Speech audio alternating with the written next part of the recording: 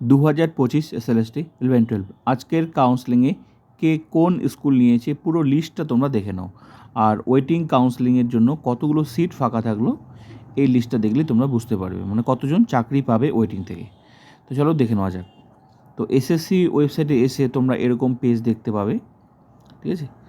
তো দেখো আমি দেখিয়ে দিচ্ছি, তো দেখে নেওয়া যাক। এসএসসি প্রত্যেকটা সাবজেক্টের কাউন্সেলিং হয়ে গেলেই আপডেট দিয়ে দেয় কারা কোন স্কুল নিয়েছে আর কতগুলো সিট ফাঁকা থাকলো। তো আজকে 13 তারিখ। তো সাবজেক্ট ম্যাথমেটিক্স,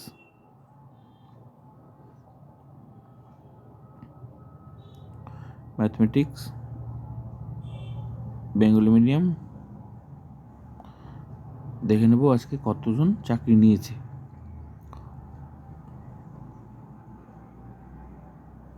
লিস্ট বেরিয়ে গেছে, তোমরা পুরো লিস্টটা দেখে নাও।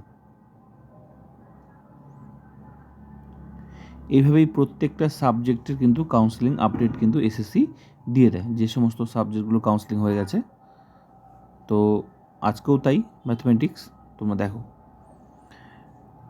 এখানে ভ্যাকেন্সি কোড, এই যে কোড নাম্বারটা আছে, এই কোড নাম্বারটা, এটা হচ্ছে এই কোডটা স্কুল লিস্টের সাথে মিলিয়ে দেখলেই বোঝা যাবে যে এটা কোন স্কুল।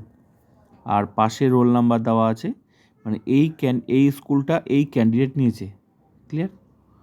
তো এই ক্যান্ডিডেটটা কোন ক্যাটাগরি, জেনারেল মেল ফিমেল না ফিমেল, এসসি মেল ফিমেল না ফিমেল, এসটি মেল ফিমেল না ফিমেল, সেটা ফাইনাল প্যানেলটা দেখলেই বোঝা যাবে। তো এখানে যারা চাকরি নিয়েছে তার পুরো হিসাব, মানে কে কোন স্কুল নিয়েছে দেখে নাও। পুরো লিস্টটা আমি শেয়ার করছি।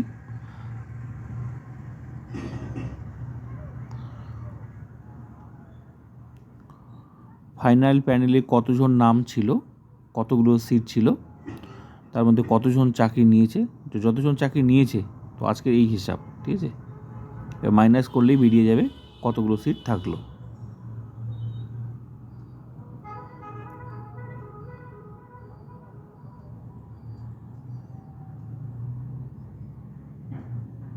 তো দেখে নাও তোমরা, পাশে রোল নাম্বারও দেওয়া আছে।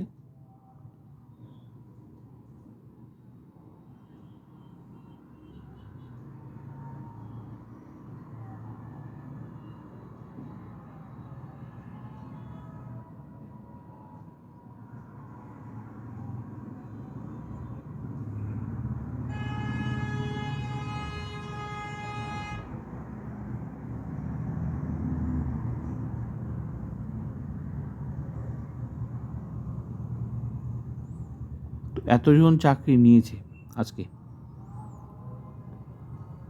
এতজন চাকরি নিয়েছে। তো